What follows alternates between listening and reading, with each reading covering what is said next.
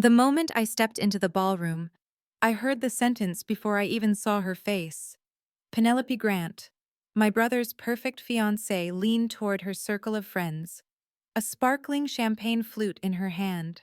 Her voice loud enough for the entire room to hear. Oh, wonderful.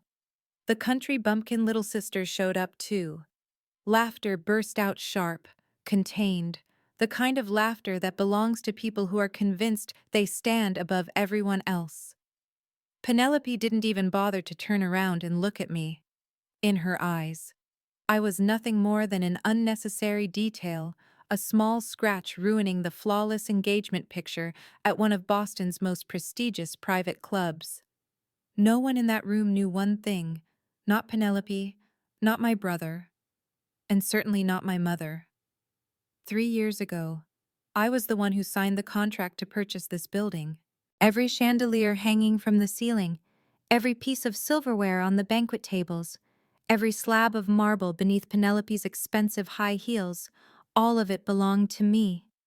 I stood there, silent, no reaction, no explanation, because I knew that by the end of tonight, that sentence would no longer be a joke. It would be the price of underestimating the wrong person, especially when that person is standing on her own ground. My name is Rebecca Sloan, 31 years old, Chief Executive Officer of Sloan Urban Assets, an urban real estate investment and operations company based in Boston. In this room, no one calls me that. Here, I am only Daniel's sister, the one who arrived late, the name added to the guest list just to fill an empty space. The Hawthorne Club glows like a carefully staged set. Light spills over meticulously selected faces, lawyers, investors, friends of my brother's fiancée's family. I stand close to the wall, a glass of plain water in my hand.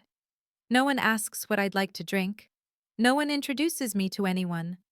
My mother, Susan Sloan, is smiling in the center of the room.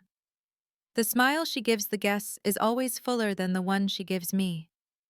My brother Daniel Sloan stands beside his fiancée, his hand resting lightly on her back like a seal of approval. This is the right choice. No one looks in my direction, and I know that feeling very well. Growing up in the Sloan family, I learned one thing early on. If Daniel achieved something, it was talent. If I achieved the same thing, it was luck. Daniel was praised for having leadership potential. I was advised to not be too ambitious. Family dinners always ended the same way. Daniel spoke. Everyone listened. I stayed quiet. And that silence became the default. I wasn't angry. I just remembered. The invitation reached me 3 days before the party. No handwritten signature. No personal note. Just a brief email from my mother's assistant. I almost didn't come. Boston never lacks matters that need handling. But something pulled me back. Not hope, but curiosity. Would they recognize me? Or would I still be the familiar shadow? The answer is becoming very clear. I catch fragments of conversation as I pass by my mother's group of guests.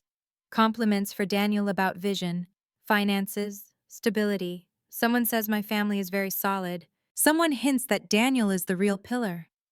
I pause slightly, because I know the truth behind those words. I know about the money that was transferred in silence. I know who stands behind the stability they are praising. And more importantly, I begin to realize someone in this room is relying on a dangerous assumption. Tonight is not just an engagement party. It is the place where a misunderstood truth is about to collapse. Some people leave not because they lose, but because there is no room left for them to grow. I left Boston at 18 years old. There was no farewell party, no words of guidance, just a rolling suitcase rattling across the front steps, and a door closing behind me.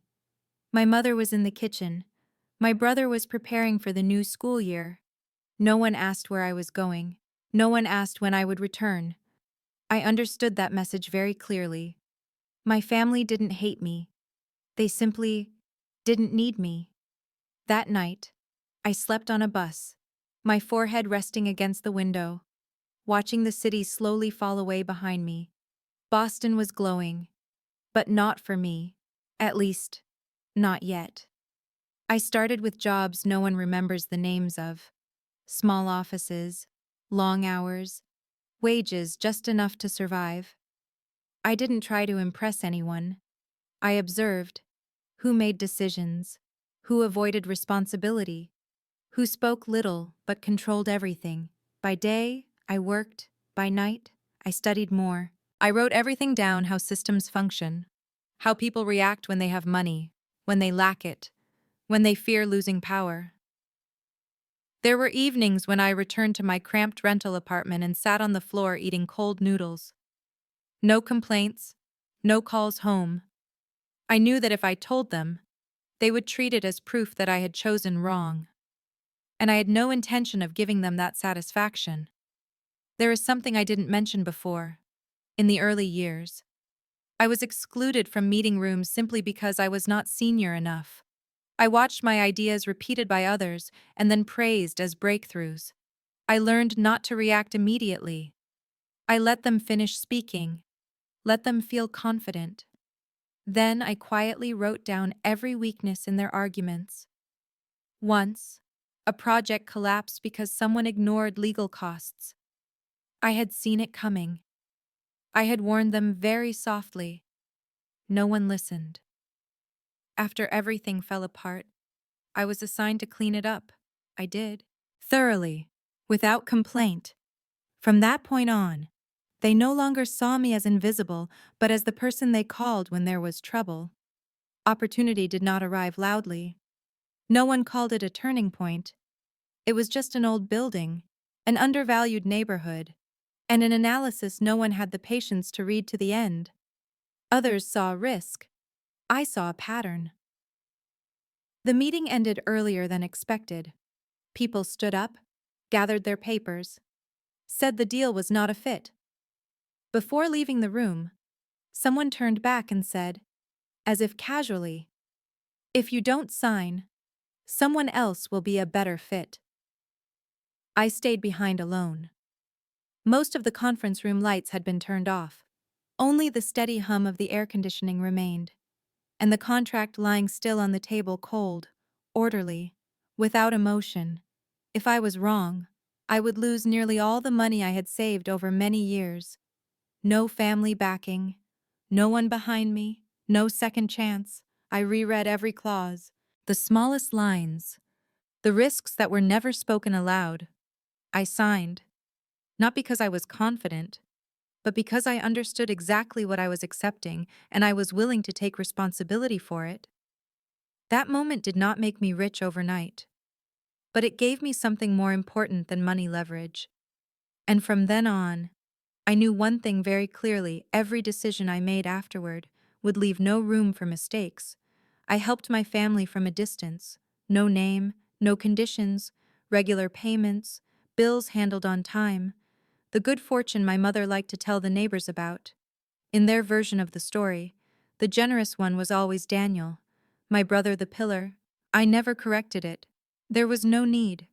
Some misunderstandings exist because they are convenient for too many people, and I let them remain. The distance between my family and me was not hatred, it was habit. They were used to me not being there, and I was used to not needing their recognition. Tonight, at the Hawthorne Club, that habit is about to be tested, because when a family lives on a false assumption, it takes only one truth placed in the right position for everything to change direction. Home parties don't make you feel out of place, they make you realize you never truly belonged. The lighting at the Hawthorne Club is adjusted just enough to make every face look proper. My mother, Susan Sloan, stands at the center of a circle of familiar guests. She smiles, nods, raises her glass, the practiced gestures of someone who believes she is standing on secure ground. She talks about Daniel, about his work, about his future, about how the family has been very fortunate. Daniel stands beside Penelope, his hand resting lightly on her back, the posture of someone already approved. Whenever praise comes his way, He nods modest to the correct degree.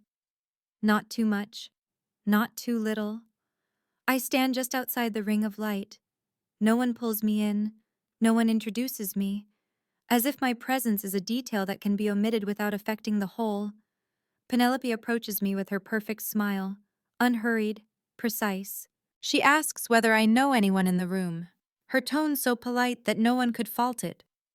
I shake my head. She nods, her gaze gliding over me as if rearranging an internal order. She speaks about appropriate connections, about Daniel's family entering a new phase, about who should be present and who is merely passing through for appearances. Not a single word is insulting, yet every sentence has an edge. When she turns away, I realize Penelope doesn't need to raise her voice to control the room. She only needs everyone to understand who stands where. When Penelope speaks, people around her instinctively lean in, not out of curiosity, but out of habit. A woman beside her softly asks about financial plans after the wedding. Penelope answers smoothly, then stops at exactly the right moment, turning to Daniel so he can finish. A perfect coordination, she controls the rhythm he repeats. I realize then Penelope's power doesn't lie in what she says, but in who is allowed to continue speaking. The music lowers. My mother claps her hands to draw attention. She announces a small decision, as if it were the most natural thing in the world. A family gift, a symbolic heirloom, presented to Penelope, in front of everyone. Daniel glances at me just for a second. His eyes dip, then turn away again. No one asks what I think. No one notices that a name has gone unspoken. I remain still. No protest. No departure. The familiar feeling returns, being excluded from what is considered natural. My mother smiles. In her version of the story, the decision is reasonable. It is always reasonable. As the gift is handed over, there is a very brief silence. No one feels the need to fill it. A few glances pass over me, then quickly look away, as if holding the gaze longer would force them to acknowledge something uncomfortable. My mother tightens her grip on Penelope's hand just slightly, enough to confirm this decision was made long ago, and I was not part of that choice. I step away from the crowd, finding a quieter corner. The glass of water in my hand is still full. No one notices. From this distance, I can see small details that are invisible up close. The way Penelope answers questions about finances smooth, yet evasive. The way Daniel repeats what others say, as if memorizing lines. And the way my mother trusts completely without a single verification. There is a subtle misalignment, not enough to raise immediate suspicion, but enough to catch my attention. I say nothing. Not yet. Sometimes, the frightening thing isn't being underestimated, but realizing that others are placing their trust in a story that has never been tested. Some doubts don't come from intuition, they come from a small detail repeated one too many times. Penelope stands near the bar, talking with two women I haven't met before. Her voice is soft, even, confident, the kind of voice used by someone accustomed to being trusted. I am not intentionally eavesdropping, but when she mentions the deposit for the party, I pause. That figure is not right. Not entirely wrong, just off by enough that an outsider wouldn't notice. But to me, someone who has sat with hundreds of budget sheets, it is a mistake that should not exist. Penelope continues speaking without hesitation. The story flows smoothly. No one asks her to repeat it. I take note. No staring. No reaction. People who lie often slip where they are too certain. I leave the ballroom, passing through the service area behind it where the lighting is less glamorous. A voice echoes from a narrow hallway, low enough that no one in the main room can hear it. Penelope. With another man. I stop, pretending to check my phone. She speaks faster now, mentions deadlines, commitments, advances. The terminology is correct but placed incorrectly. The man asks a very simple question. Penelope doesn't answer right away. There is a brief pause. Then she changes the subject. I leave before being noticed. I don't need to hear more. What I've already heard is enough to confirm one thing: the story Penelope is telling everyone is not the whole truth. I run into Daniel near the balcony exit. The night air is cooler than inside. He looks tired. He asks me a question that has nothing to do with the party. He asks about a detail Penelope just mentioned to him, a small detail, but one that left him confused. I don't answer immediately. I only ask, "Have you asked her?" Daniel shakes his head. He says Penelope avoids it, smiles, changes the subject. For the first time tonight, he looks at me for longer than a beat. Not like a sister standing on the outside, but like someone who knows something. I don't say more. Not yet. But the doubt has landed on the right person. Daniel leans his arms on the balcony railing, looking down at the illuminated streets. He asks me another question, this time more slowly. He asks about a timeline Penelope just mentioned, a timeline that doesn't align with what he was told before. I don't answer directly. I ask instead, "Doesn't that seem strange to you?" Daniel goes quiet, the kind of quiet of someone replaying memories. He says Penelope often changes the subject when he asks too deeply, that she hates paperwork, that everything is being handled, a convenient explanation, too convenient. He exhales very softly, and for the first time, he doesn't immediately defend her. I return to the ballroom with a clear decision: no confrontation, no exposure, just verification. I send a short message, no name, no explanation. Just a request to confirm a few basic facts, things that someone legitimate would have no issue proving. While waiting for a response, I observe Penelope more closely. The way she chooses her answers, the way she looks at Daniel before continuing, the way she avoids eye contact when someone presses just a little deeper. Everything starts to fall into place. Not loudly, not dramatically. Just the final pieces finding their correct positions. I assess quickly. If I am wrong, I will be the one who ruins this evening, and possibly my brother's relationship. If I am right, staying silent for even one more minute would be irresponsible. I send another message, requesting a cross-check, not just verification, but a review of history. I know the risk, and I accept it, because from this moment on, this is no longer professional curiosity. It is the responsibility of someone who sees what others do not. 15 minutes later, my phone vibrates. And with just one short line of confirmation, I know this party is standing on a very fragile foundation. Some truths do not need to be shouted. They only need to be placed in the right position and wait for the right moment. My name is Rebecca Sloan. I am not the kind of person who acts on intuition. I believe in data, in paperwork, in things that can stand under bright lights and hard questions. That night, in a small office behind the Hawthorne Club, I sat alone in front of my laptop screen. The door was closed, the desk lamp dimmed. The city of Boston was still loud beyond the glass, but in here, everything was so quiet I could hear my own heartbeat. The final email had just been sent. 3 attachments, 2 independent sources, 1 conclusion with no way back. The numbers matched in a way that was unsettling. Company names, transfer dates, a chain of intermediaries concealed behind legal entities so clean they were too perfect. Penelope Grant was not simply lucky. She had been constructed. I leaned back in my chair. No sigh, no curse. I just closed the laptop very slowly, as if shutting it harder might cause everything to collapse. 3 years. 3 years of walking into rooms like these as an outsider. 3 years of letting others believe I was only a name attached to the family. Now I knew.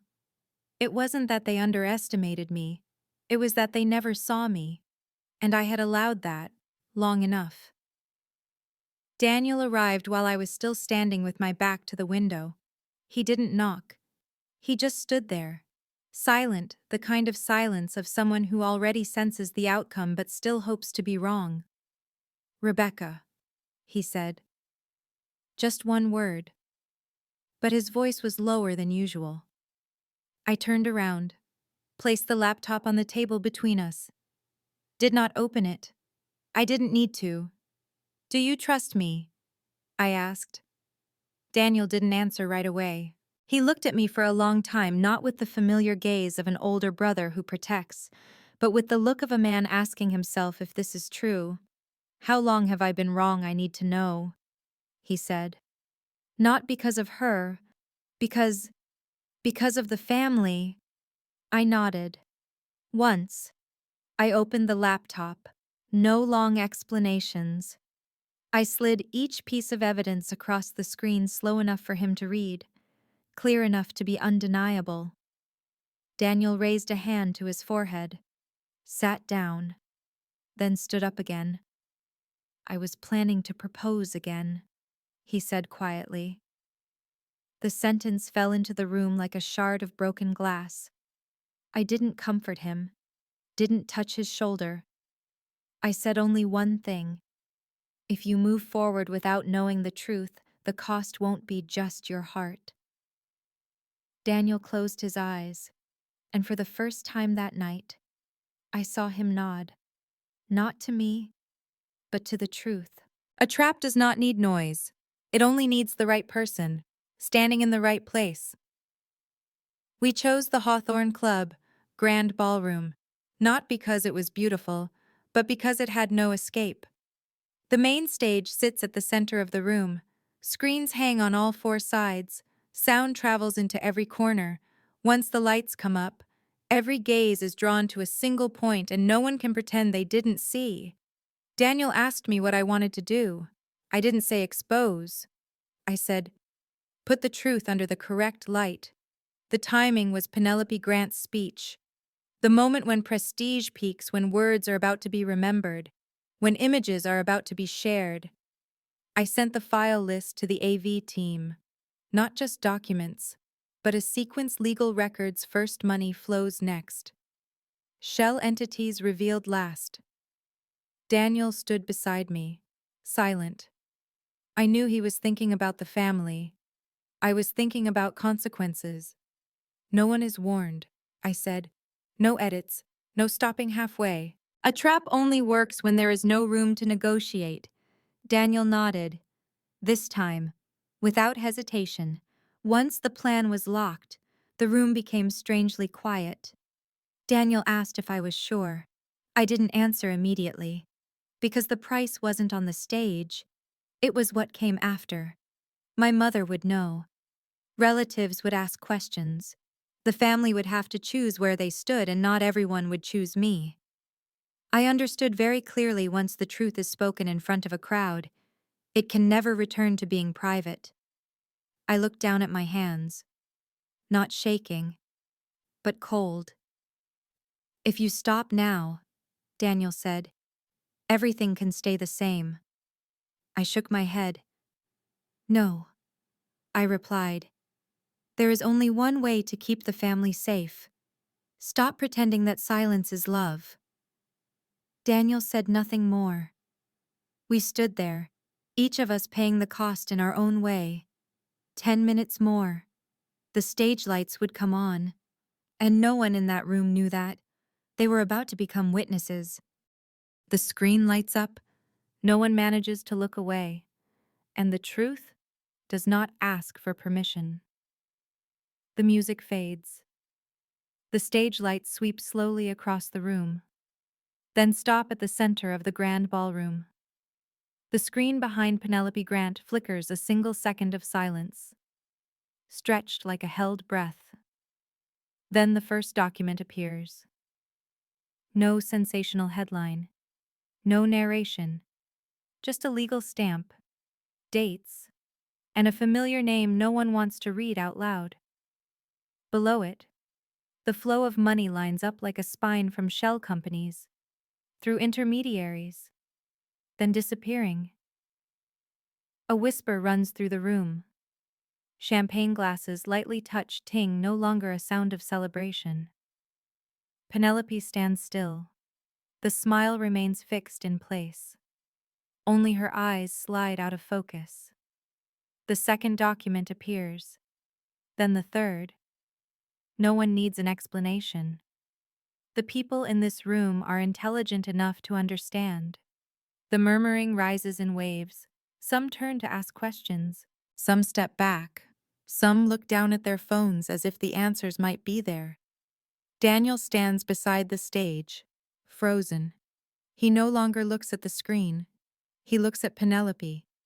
My mother sits in the front row. Her hand halts midair, as if holding something that has just slipped away. A man behind her whispers, "Is this real?" No one answers, because evidence does not need a spokesperson. It stands there bright, cold, undeniable. Penelope shakes her head. One step, then another, not forward, but back. The sound of her high heels against the floor is louder than ever. No applause, no shouting, only shame spreading slow, but certain. I step onto the stage when the screen freezes. No microphone in my hand. I don't need one.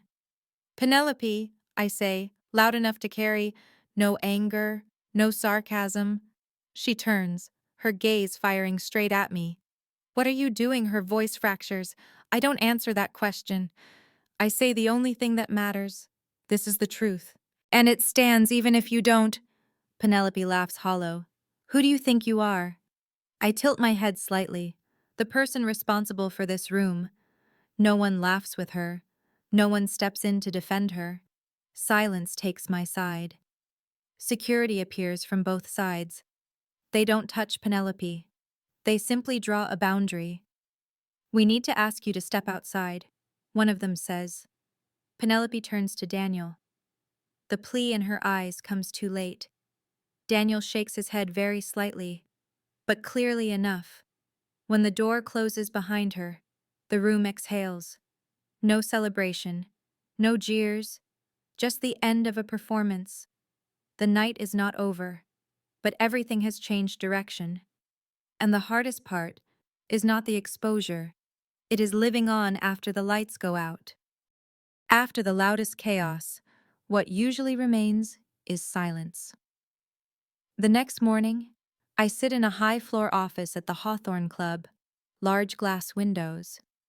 The city of Boston flows steadily below cars moving, traffic lights changing, everything operating as if there had never been a night that collapsed. On the desk, there are no files, no projection screens, only a cup of coffee cooling very slowly. I don't feel triumphant. I don't feel the relief people imagine after a win. Instead, there is something else: clarity. Clear about what I did, clear about why it had to be done, clear that there are some things which, if left unspoken, will weigh forever. I look down at my hands, still steady, no shaking, no urgency. Silence is no longer avoidance.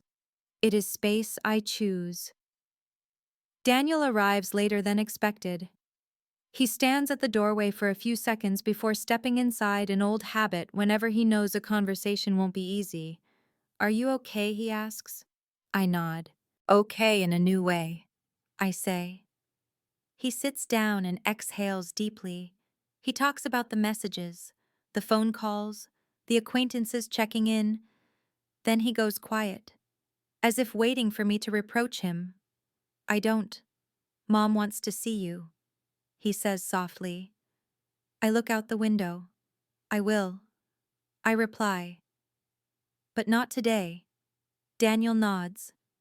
No argument. For the first time, I see him respect a boundary without needing an explanation. We sit there for a while without saying anything else. No need to patch words over the years that have already passed. The truth has settled. Now it is time for each person to stand in their own place. In the afternoon, I sign a short document, not a major contract, not a public statement, just an internal decision. From now on, all support for the family will be transparent. No anonymity, no pretense, no silence for the sake of peace. I am not closing the door on my family. I am simply opening it under clear conditions. As evening falls, the lights in the room turn on automatically. Soft light, no display. I stand, put on my coat, and look back at the room one last time for the day. There is no longer a need to prove anything. Some relationships only function when you are always carrying the weight. When you set boundaries, their true shape is revealed. I don't call it a victory. I call it standing in the right place. The story is not finished. But from here on, it moves at a different rhythm. Some stories do not end with victory. They end with calm. When everything settles, I no longer spend time thinking about who was right or who was wrong. Those questions are exhausting and no longer necessary. What remains is not the stage lights, nor the whispers in a crowded room. What remains is the feeling that, for the first time, I did not shrink myself to keep the peace. For the first time, I did not ask for permission to be respected. There are moments when you realize silence was once a way to survive, but it is not a way to live long term, and boundaries do not make you lonely. They simply place you where you belong. Perhaps this story is not about me.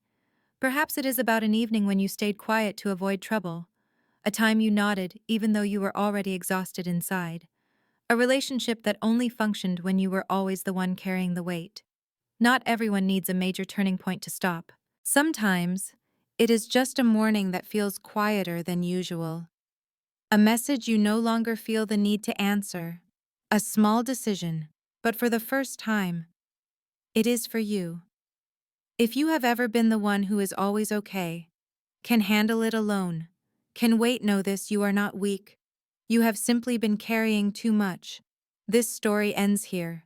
Not loudly, but firmly enough to move forward. If what you just heard made you pause for a moment, hold on to that feeling. Sometimes, it is the quiet space that marks the beginning of change. Don't forget to like and subscribe to the channel so I can share more meaningful and valuable stories with you. See you in the next story.